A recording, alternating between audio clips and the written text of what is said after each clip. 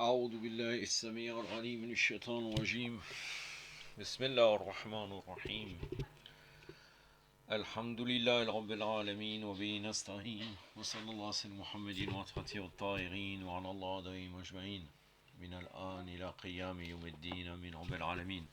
بسم الله الرحمن الرحيم. اللهم كن وليك الحجة بن الحسن صلواتك عليه ورباه في هذه الساعة وفي كل ساعة ولي ورافد وقائد وناصر ودليل وعين حتى تسكن وحدك توان وتمتعه فيها طويلة بمحمد ولي الطاهرين صلواتك على مجمعين.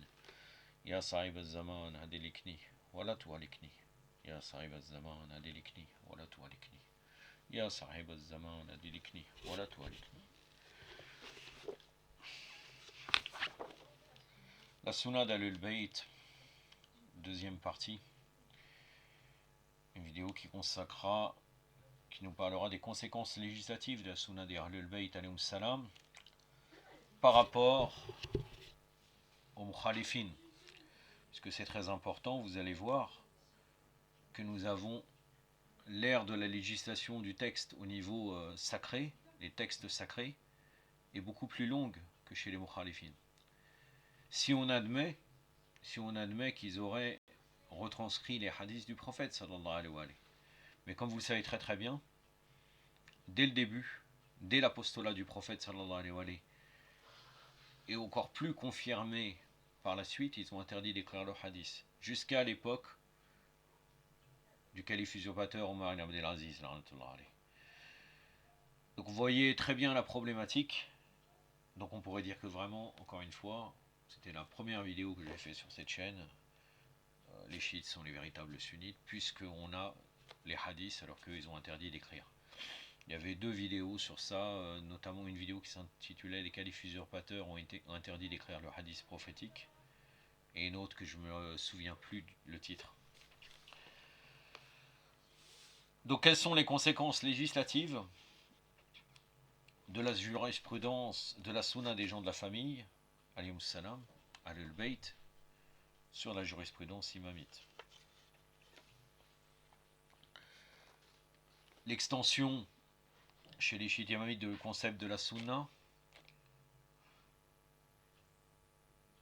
elle a été nécessaire pour qu'on inclue la sunna des 12 imams, alayhim salam. Donc l'ère du texte sacré, comme je vous ai dit, se prolonge au-delà même de l'occultation du 12e imam, en l'an 330 de l'Hégire, 941 de l'ère chrétienne. L'ère du texte s'est terminée chez les tendances bakrites, avec la disparition du prophète, sallallahu alayhi wa alayhi, en l'an 10 de l'Hégire, 631 de l'ère chrétienne. Encore une fois, si on admet qu'ils ont retranscrit le hadith, parce que vous pouvez retrouver dans le livre de Mortadel Askari, Ma'alim Madrasatain, les repères des deux écoles, qui traduit en partie en français sur bostani.org, qu'en définitive, même à l'époque du prophète sallallahu alayhi wa alayhi, il lui disait, les tribus Quraysh lui disaient, il ne faut pas parler, parce que par tes propos, tu rabaisses certaines tribus et tu élèves certaines tribus. Donc déjà, ça posait problème pour eux. Donc on peut admettre, vu qu'après c'est eux qui ont pris le pouvoir, on peut admettre que même les hadiths de l'époque du prophète, sallallahu alayhi wa alayhi, ils ont pu supprimer dans leur corpus tout ce qui concerne le fait de rabaisser ou élever certaines tribus. Bien entendu, surtout quand on va vers les six sahih, ce qu'ils appellent les six sahih, mais en particulier Bukhari Muslim. Puisque comme l'a bien montré Shirayas al-Habib, très souvent, Bukhari coupe le hadith. Mais par contre, on peut retrouver, même sur certaines critiques de certains compagnons ou certaines tribus, on peut le retrouver dans d'autres compilations des hadiths des mukhalifin. C'est-à-dire on peut tout retrouver, le hadith qui a été amputé par Bukhari, on peut le retrouver ailleurs. Mais bien entendu, ceux qui sont, ils sont fanatiques, notamment dans l'ère, dans le courant du minhaj salafi, ils rejettent ces textes-là. Quelquefois, quand je lis très souvent leur ouvrage, je suis étonné que Albani, parfois, il dit Darif, ou il est bon ce hadith. Et généralement, quand c'est des hadiths qui leur posent problème, il dit toujours Darif. temps en temps, il a quelques réflexions intéressantes, mais selon quelle base, je ne sais pas. Ça reste encore une histoire de taqlid en vérité. De taqlid qu'on peut retrouver aussi chez les tendances chiites, euh, d'une personnalité en fait. C'est-à-dire qu'en fait, comme ils sont dans, comme là c'est les salafistes qui suivent Albani, ils valident totalement ce qu'il peut dire, qu'il soit vrai, quel est son argument, rien. Ibn Uthaymeen, c'est pareil. Ibn Uthaymeen, c'est la même chose. Il, même si lui, il n'est pas trop dans la critique et l'analyse des hadiths. Mais c'est-à-dire, si on est de ce courant-là, ou bien, eh ben dans ce cas, on va accepter forcément ce que dit ce savant parce qu'on va le considérer le plus compétent. Ceci étant dit, donc pendant le fait que ça a été la transcription de la sunna et les hadiths ont été jusqu'à la période de l'occultation du 12e imam, et un peu plus après, un petit peu, un tout petit peu après, pardon. Donc on n'avait pas besoin durant cette période, c'est-à-dire pendant plus de 3 siècles, de l'opération de l'effort intellectuel, ijtihad, pour déduire les qualifications de la loi, et par là il n'avait pas besoin de la science des fondements de la jurisprudence, nécessaire pour l'opération mentionnée. Cela fait a eu deux conséquences de première importance au niveau de chacune des deux sciences de la jurisprudence et des fondements de la jurisprudence. Premièrement, la différence entre la science des fondements de la jurisprudence imamite et la science des fondements de la jurisprudence bakrite.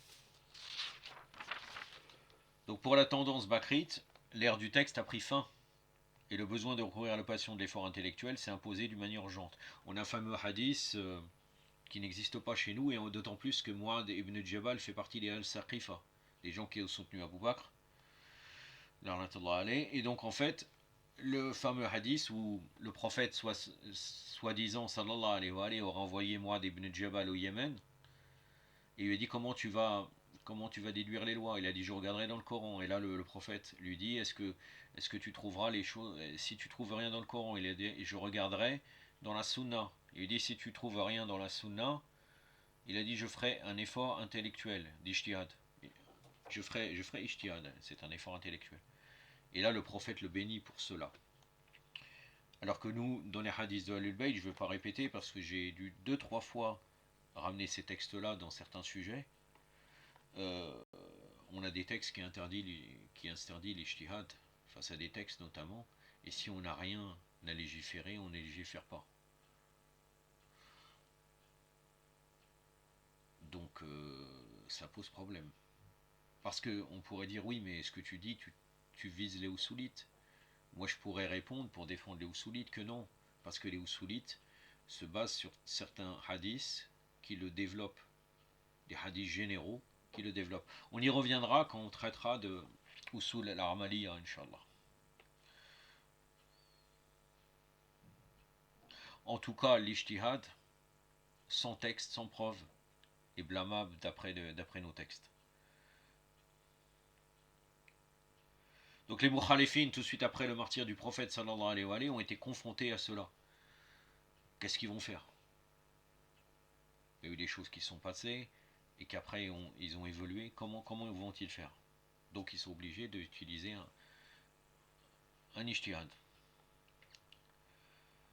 En effet, les textes peuvent prendre fin, mais les événements et nouveautés n'arrêtent pas leur cours, ce qui implique le recours à l'effort intellectuel pour déduire les qualifications légales des événements et des faits nouveaux.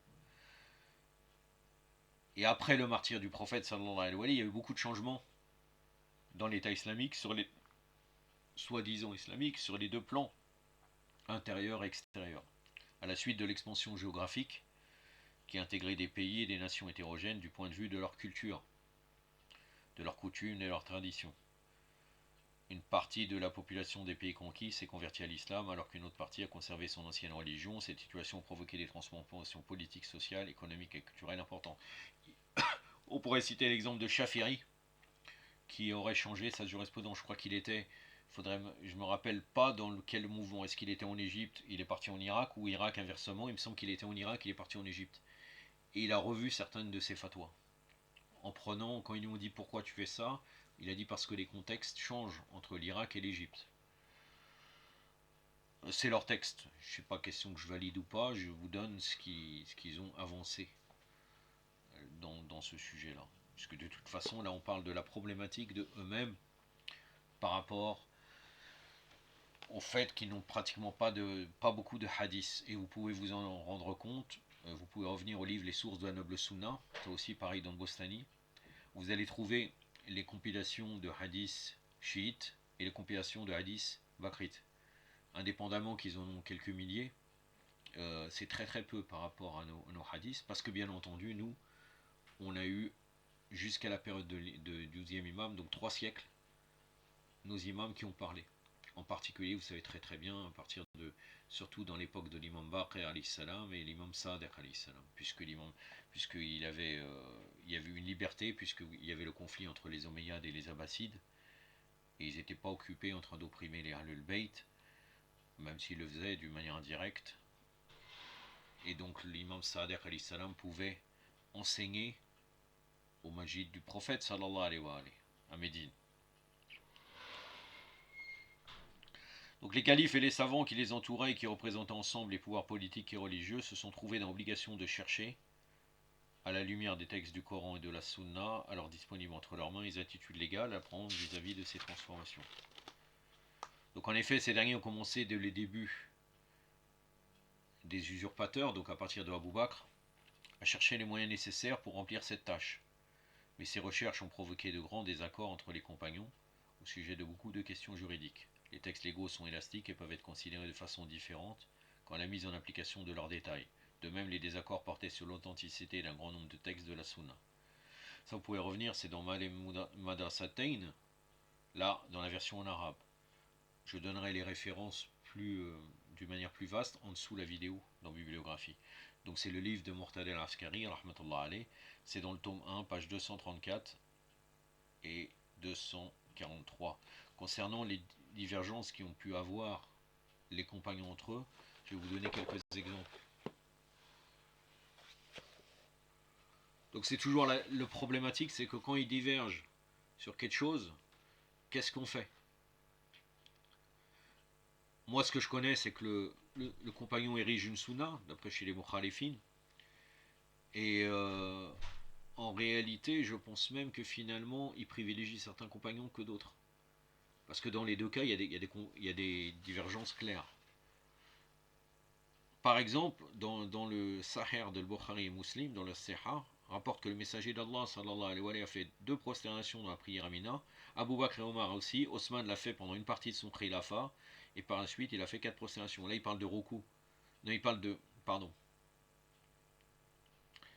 2 prosternations. En fait, non, il parle de Raka, en fait.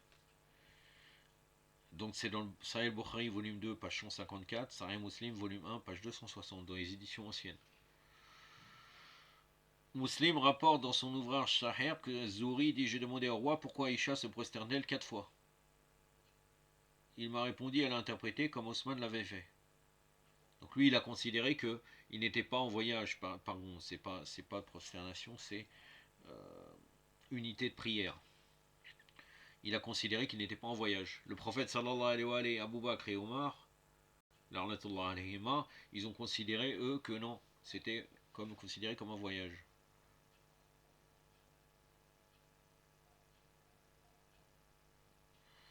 Omar ibn al-Khattab aussi, ils interprétaient les lois divines et les traditions du prophète comme ils le voulaient. Il avançait toujours son avis contre les jugements et décisions d'Allah et de son messager. Il dit franchement: 2 jouissances se pratiquaient à l'époque du prophète sallallahu alayhi wa sallam. Moi je les interdis, je châtierai ceux qui les pratiquent. Un homme est venu lui demander un jour: que dois-je faire si je ne trouve pas d'eau après l'acte sexuel? Omar lui dit: abandonne les prières. Donc ça veut dire en vérité, si on prendrait comme jurisprudence Omar, si on ne trouve pas d'eau, on ne fait pas salat après avoir fait un acte sexuel. Alors que Allah dit: si vous êtes en état d'impureté et que vous manquez d'eau, imposez-vous alors les mains sur une roche pure. Surat Al-Maïda, verset 5. Bukhari rapporte dans son ouvrage Sahih, le Sahih, dans le chapitre Si un homme impur craint le froid, que Shakik ibn Salama disait: j'ai assisté à la discussion entre Abdallah et Abu Moussa. Je pense que c'est Abdallah ibn Omar, je pense. Et Abu Moussa al-Ashari, il lui demandait: si un homme est impur par l'acte sexuel et ne trouve pas d'eau pour se purifier, que doit-il faire? Abdallah répondit: il abandonne les prières jusqu'à ce qu'il trouve de l'eau. Abu Moussa lui dit: le prophète a pris à Ammar, comment se purifier par la terre. Abdallah répondit oui, mais Omar n'était pas convaincu de ses propos. Abu Moussa lui dit, laissons à part les propos de Ammar, que dis-tu du verset coranique? Abdallah ne trouvait rien à redire. Il reprend, si nous leur autorisons cela, il se peut qu'ils abandonnent les ablutions en hiver, pas crainte du froid, et ne se contentent que du tayammum. Donc une opinion personnelle dans un jugement relié au verset coranique. Sahih al-Bukhari, volume 1, page 54. Vous retrouvez ces références-là que je vous ai citées dans le livre Comment j'ai été guidé. C'est une ancienne édition, je ne pense pas qu'elle est encore disponible. En tout cas, elle existe en PDF. Je ne la mettrai pas dans la biographie parce que je ne sais pas où la trouver, mais elle existe, ça sans aucun doute. Si quelqu'un veut la mettre en dessous la vidéo, il n'y a aucun souci, Inch'Allah. Dans la bibliographie, je me concentrerai uniquement sur les quelques références que je vous ai données, que je vous donne tout le long de la vidéo. D'autres questions politiques et confessionnelles ont contribué avec le temps à rendre le débat entre les jurisconsultes, les juristes, de plus en plus violents, ce qui a renforcé les désaccords qui ont pris leur forme définitive avec la multiplicité des tendances juridiques à l'époque omeyyade et abbasside. C'est dans le livre de Sheikh Marouf al-Hassani, cette affirmation, El-Mabadi al-Ram, page 330. Cela a eu des conséquences très importantes sur le plan juridique chez les Bakrites, même avant la fin de l'époque des usurpateurs. Ce que vont dire des biens digérés, donc des mal dirigés, bon bien sûr, à l'exception de l'imam Ali alayhi salam, même si je ne pense pas qu'on a la même conception d'imam Ali alayhi salam que les mukhalifines, sans aucun doute. Beaucoup de concepts et de fondements juridiques ont été déjà élaborés. Parmi ces fondements, on note la parole du compagnon, le consensus des juristes. La parole du compagnon, on entend tout ce qui émane des contemporains du prophète sallallahu alayhi wa sallam et de ceux qui l'ont vu en matière de parole ayant trait à des questions législatives. Quant au consensus des juristes, il est l'accord de plusieurs savants musulmans sur une question légale donnée. On y reviendra sur l'ijma. Vous allez voir que l'ijma, selon Ahlul-Bayt, selon nos savants, n'a rien à voir avec ce qu'ils avancent. Je ne pense pas que j'étudierai, je vous donnerai les divergences qu'ils ont sur le consensus, car c'est secondaire, puisque on n'est pas en train de parler des usul al-fiqh bakrite, en même temps on parle que de chiites, c'est-à-dire on montre la différence, mais on ne peut pas rester sur la divergence, par exemple traitée pendant très longtemps du consensus des compagnons ou du consensus des relamas, et leur divergence avec les différents savants qui ont rejeté cela chez eux. Donc je serai uniquement dans le consensus, particulièrement chiite. Si je fais des références bakrites et je parle de leur jurisprudence, c'est juste entre parenthèses pour rester bien dans notre sujet. On ne reste pas dessus. Donc eux, ils ont la parole du compagnon, le consensus des juristes et l'opinion qui représente le raisonnement par analogie, al-qiyas. Ils ont tous été considérés comme des sources juridiques à côté des textes du Coran et de la Sunna, puis d'autres fondements subordonnés comme l'approbation, istiza, istirsan et les intérêts non qualifiés, masalih al-mursala, ont été introduits pour constituer tous la base des fondements de la jurisprudence bakrite. Tout ça pour résoudre leur problème du fait qu'ils n'ont pas de texte. Ils ont très peu de texte. Tout ceci nous permet de comprendre le grand logique. Entre parenthèses, en plus de cela, dans les compilations de Bukhari ou Muslim, il n'y a pas que le sujet de la jurisprudence. Puisque là on traite de la jurisprudence, il y a beaucoup de choses sur la croyance, sur des faits, sur le prophète, qu'est-ce qu'il aurait fait, etc., etc. Alors que nous, dans nos 4 livres, mis à part Al-Kafi, qui parle de la croyance, nos 4 livres sources, El-Istibsar, El-Tardib, Man la Yadou al-Faqih, Al-Kafi, c'est tous des livres qui traitent de la jurisprudence. C'est les hadiths des Ahlul Bayt sur différentes questions de jurisprudence. Et vous voyez la grandeur de ces œuvres, vous allez trouver des milliers de hadiths sur la jurisprudence. Alors eux, qu'est-ce qu'ils font? Parce que dans le Bukhari Muslim, vous savez très très bien, vous pouvez l'ouvrir, il y a des tas et des tas de choses. C'est rien à voir, c'est pas forcément de la jurisprudence. Donc ils sont obligés d'utiliser tous ces pis-aller ou pis-aller, j'ai oublié comment ça se prononce, pour pouvoir s'en sortir. Tout ceci nous permet de comprendre le grand rôle joué chez les imamites par la continuité de l'ère du texte. Elle a contribué sensiblement à consolider les bases doctrinales et juridiques de leur tendance, et ceci malgré les conflits et les changements qui se déroulaient dans un climat chargé de doutes et d'interrogations au sujet des innombrables questions et concepts doctrinaux et juridiques islamiques. En effet, la tendance chiite s'est caractérisée par un remarquable équilibre intérieur durant toute cette période marquée par les révoltes et les agitations. Personne n'a jamais prétendu qu'il y a eu des contradictions et des désaccords entre les savants imamites, pourtant très nombreux et dispersés dans différentes villes et contrées de l'islam. Là, on parle à l'époque de l'ère du texte, puisqu'il y avait des savants. Au sujet de l'une ou d'autre des questions doctrinales, législatives ou juridiques qui faisaient l'objet d'interminables discussions entre les musulmans.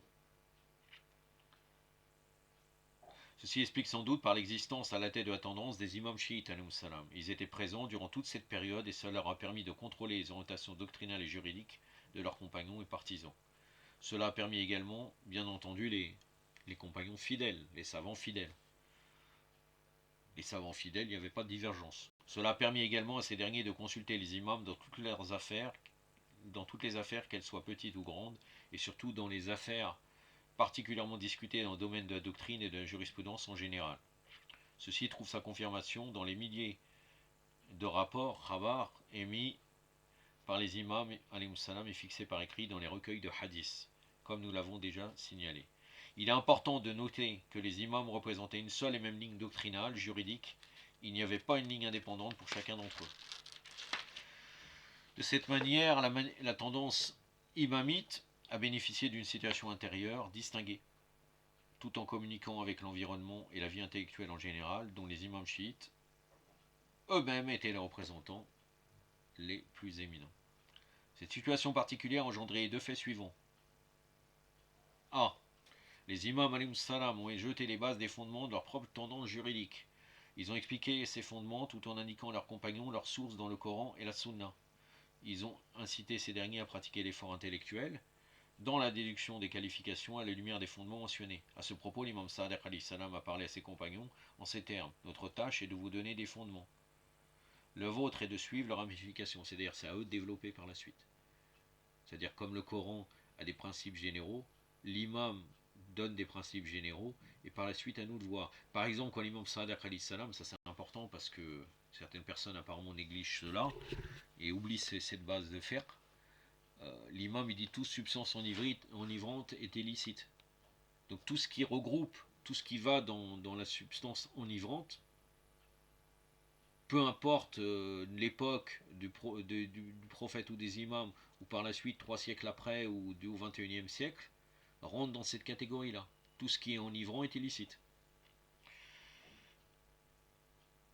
Donc les fondements, c'est toute substance enivrante et illicite, et les ramifications, c'est tous les détails, comme par exemple les poissons sans écailles, illicites. Quels sont les poissons sans écailles? Bien entendu, l'imam, il pourrait nous répondre. Quelqu'un, il va venir et dit, si c'est dans sa région, est-ce que celui-là? Il peut répondre, l'imam. Mais il nous laisse ça parce qu'il ne va pas nous énumérer tous les poissons sans écailles. À nous de voir. La même chose que les mouchtahidines. Les mouchtahidines, par exemple, sur le sujet des poissons sans écailles, ils donnent une base générale et à nous de voir et de chercher. Ces fondements établis par les imams ont constitué ultérieurement les assises sur lesquelles s'est élevé l'édifice de la science, des fondements de la jurisprudence imamite. Parmi ces fondements, on note la règle de la continuation, istisrab. Je reviendrai par ça quand je parlerai de Usul al-Amaliya. Les fondements pratiques, celle du déliement, bara'a, celle de la prévention, irtiyat, tout ça, j'y reviendrai, ainsi que la règle optative, takhir. Ces fondements comptent parmi les éléments qui le plus distinguent la science des fondements de la jurisprudence imamite de la même science adoptée par les tendances bakrites. B. Les imams ont rejeté la plupart des fondements introduits par la tendance bakrite comme étant des sources de la science juridique. Ils ont montré dans leurs débats avec les représentants de ces tendances la faiblesse de leurs preuves, ce rejet, ce refus. El Raft, venant de Raf, Rafada, c'est-à-dire Rafidi, Rawafet, est devenue l'une des constantes de la tendance imamite et l'une des caractéristiques qui la distingue des tendances bakrites. Parmi les plus célèbres de ces fondements, on note le raisonnement par analogie, Qiyas, considéré par la plupart des tendances bakrites comme une source de la jurisprudence, tout comme le Coran et la Sunna. En revanche, les imamites le considèrent comme une dangereuse déviation des vraies qualifications de la loi islamique. L'imam Sadiq a dit à l'imam Abu Hanifa, l'imam de l'égarement, un des Hanafites, qui adoptait le qiyas et le pratiquait le plus. Le premier qui a considéré les choses de la religion avec le qiyas est Iblis. Allah le Très-Haut lui a dit, prosterne-toi devant Adam. Il a répondu, je suis supérieur à lui. Tu m'as créé à partir du feu et tu l'as créé à partir de l'agir. L'imam de dire, celui qui pratique le qiyas dans les choses de la religion, Allah le joindra à Iblis, car il avait suivi en raisonnant comme lui. L'imam Sadiq alayhi salam a dit aussi, si le raisonnement par analogie était appliqué sur la sunna, la religion serait entièrement annihilée. Ça c'est Abul Qasim al-Qawmi, Qawanin al-Usul, les lois des fondements, tome 2, page 89. L'édition de 1275 de l'Égir, 1858 après Jésus-Christ, c'est une lithographie, c'est-à-dire il n'existe pas. Il est dans l'édition, la maison d'édition originale, en fait. C'est-à-dire, en fait, soit il a été réédité, bien entendu, c'est le manuscrit. C'est-à-dire, il n'existe pas en tant que livre vendu, il est trouvable chez les spécialistes et bibliothèques spécialisées. Notamment, peut-être, dans la bibliothèque de Ayatollah Marashi Najafi, rahmatullah alayh, que vous savez très très bien, était spécialiste des manuscrits. Peut-être ce livre, dans sa bibliothèque, vous allez le retrouver. À Qom. Ce rejet du raisonnement par analogie s'explique par le fait que les imams refusaient avec vigueur l'usage de l'opinion dans la déduction des qualifications. Car celle-ci est toujours l'opinion personnelle du juriste, donc un effort intellectuel dont l'objet est situé en dehors du texte. Pour cette raison, ils ont refusé tous les fondements de la jurisprudence déduits par la pensée bakrite. Si vous voulez vraiment le dialogue sur le qiyas, vous pouvez le retrouver dans le livre de l'imam Sadiq alayhi salam aux éditions Béar. Ils ont refusé tous les fondements de la jurisprudence déduits par la pensée bakrite au moyen de l'opinion, comme l'approbation, istersan, les intérêts non qualifiés, masala al-mursala et le raisonnement par l'agir, qiyas. Parce qu'encore une fois, dans le kafi, vous allez dans Kitab, normalement Kitab al-Ilm, le livre de la science, vous allez voir plusieurs hadiths qui condamnent l'opinion dans la religion. En un mot, la continuité de l'ère du texte chez les imamites a donné lieu à l'adoption des fondements de la jurisprudence, différents de ce qui a été adopté par les autres tendances islamiques. J'en ai fini aujourd'hui avec cela. Le deuxièmement, ça sera l'influence de la formulation des fondements de la jurisprudence des tendances bakrites sur la formulation chez les tendances chiites. Ça sera assez court. Je vais rajouter quelques textes. Je vais faire des recherches pour ajouter. Et après, on rentrera dans un très long sujet qui sera la sunna des gens de la famille en tant que source de jurisprudence. Où là, on va analyser les hadiths qui nous servent pour démontrer que les Ahlul Bayt sont une source de jurisprudence. Et comment les mukhalifin ont voulu contrer cela et comment on leur a répondu. Ça donne des armes pour ceux qui débattent très souvent avec ces tendances-là. Aktafi bihadha al-qadr wa sallallahu ala Muhammadin wa athatihi wa sa'irin. Wassalamu alaikum wa rahmatullah.